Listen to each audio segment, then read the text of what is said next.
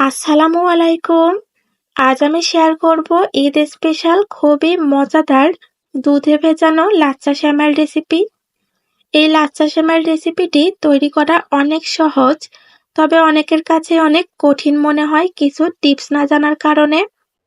অনেকেই বলে থাকেন সেমাই তৈরি করার পর অতিরিক্ত নরম ভর্তা টাইপ হয়ে যায়, অনেক সময় শুকনা থেকে যায়, পারফেক্ট হয় না। সকল প্রকার টিপস সহ আজকের রেসিপিটি শেয়ার করছি। যারা একদমই নতুন রাঁধুনি আছেন তাদের একটু হলেও উপকারে আসবে ইনশাআল্লাহ। কথা না বাড়িয়ে রেসিপিতে চলে যাই। প্রথমে এখানে 1 প্যাকেট লাচ্ছা সেমাই নিয়েছি। আপনারা চাইলে যে কোনো ব্র্যান্ডের লাচ্ছা সেমাই এখানে নিতে পারেন। সেমাইয়ের প্যাকেটটা খুলে এখান থেকে আমি 100 গ্রামের মতো লাচ্ছা সেমাই নিয়ে নিব। পুরো প্যাকেটটা আমি রান্না করব না, এখান থেকে 100 গ্রামের মতো লাচ্ছা সেমাই নিয়ে নিয়েছি। সেমাইগুলো অতিরিক্ত ঝুরঝুরা, এজন্য হাত দিয়ে চেপে একটু সেট করে দিচ্ছি। আমি ভালোভাবে হাত দিয়ে চেপে সেট করে নিয়েছি। এখন চুলাতে একটা কড়াই বসিয়ে 1 চা চামচ পরিমাণ ঘি দিয়ে নিয়েছি। ঘিটা হালকা গরম হয়ে গেলে এখানে দিয়ে দিব কিছু কিশমিশ। এগুলো এখন ভালোভাবে ভেজে নিতে হবে। আমি 1 থেকে 1.5 মিনিট মতো ভালোভাবে ভেজে নিব। অতিরিক্ত ভেজে পুড়িয়ে ফেলা যাবে না। চুলার জালটা মিডিয়াম হিটে রেখে ভালোভাবে ভেজে নিতে হবে। কিছুক্ষণ ভাজার পরেই দেখা যাবে কিশমিশগুলো এমন ফুলে উঠেছে। এ পর্যায়ে চুলা থেকে নামিয়ে নিতে হবে। আমি সবগুলো চুলা থেকে নামিয়ে নিয়েছি। সেই পাত্রে দিয়ে দিব এখানে 3 কাপের মতো লিকুইড গরুর দুধ। এখন এখানে দিয়ে দিব হাফ কাপ পরিমাণ গুঁড়া দুধ। গুঁড়া দুধ দিয়ে ভালোভাবে নেড়েচেড়ে মিশিয়ে নিতে হবে যেন দলা বেঁধে না থাকে। এখানে গুঁড়া দুধটা দেওয়ার কারণে দুধটা আরো ঘন হয়ে যাবে, লাচ্ছা সেমাইটা খেতে অনেক ভালো লাগবে। আপনারা যদি গুঁড়া দুধ দিতে না চান সেক্ষেত্রে গরুর দুধটায় জাল করে কমিয়ে নেবেন। আমি ভালোভাবে মিশিয়ে নিয়েছি। এখন দিয়ে দিব হাফ কাপ পরিমাণ চিনি, দিয়ে দিব 1 চিমটি পরিমাণ লবণ, এতে করে মিষ্টির ব্যালেন্সটা ঠিক থাকবে। দিয়ে দিব 2টা দারুচিনি, 2টা এলাচ, 1টা তেজপাতা চিড়ে দিয়েছি। এতে করে খুবই সুন্দর একটা ফ্লেভার আসবে। এখন নেড়েচেড়ে ভালোভাবে জাল করে নিতে হবে। আমি ভালোভাবে নেড়েচেড়ে চিনিটা মিশিয়ে নিয়েছি। এখন ভালোভাবে জাল করে বলক তুলে নিব। কিছুক্ষণ জাল করার পরেই ভালোভাবে বলক উঠে এসেছে।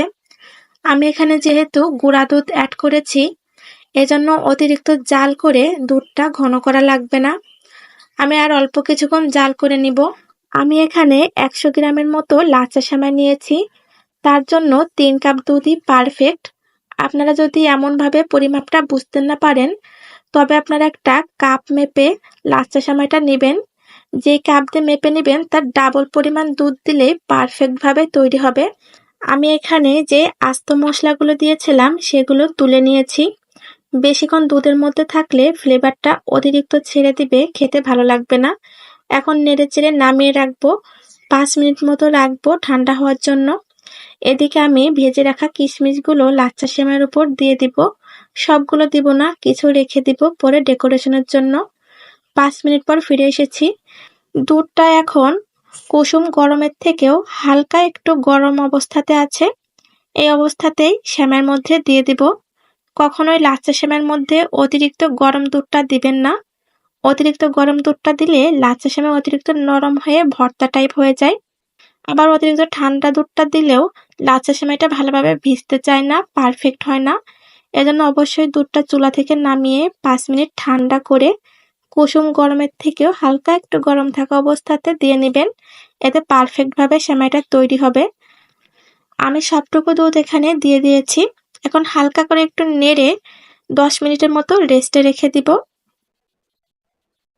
10 মিনিট পর আমি ফিরে এসেছি। দেখুন সেমাইটা কিন্তু পুরোপুরিভাবে সেট হয়ে গিয়েছে। এখন ওপরে আমি সে ভেজে রাখা কিশমিশগুলো দিয়ে একটু ডেকোরেশন করে নিলাম। তৈরি হয়ে গেল পারফেক্ট দুধে ভেজানো লাচ্ছা সেমাই। দেখুন কতটা পারফেক্ট হয়েছে সেমাইগুলো। একদমই কিন্তু গলে যায়নি, আবার একদমই শুকনা হয়ে যায়নি। একদম পারফেক্ট একটা রেশিওতে আছে। আপনারা এই রেসিপিটি ফলো করে এভাবে তৈরি করে দেখতে পারেন। ঈদে একদম পারফেক্ট ভাবে লাচ্ছা সেমাইটি তৈরি করে নিতে পারবেন। এমন নিত্য নতুন রেসিপি পেতে আমার চ্যানেলটি সাবস্ক্রাইব করে সাথে থাকতে পারেন। আজকের মতো এ পর্যন্তই। আবারও হাজির হব নতুন কোনো রেসিপি নিয়ে। সবাই ভালো থাকবেন। আল্লাহ হাফেজ।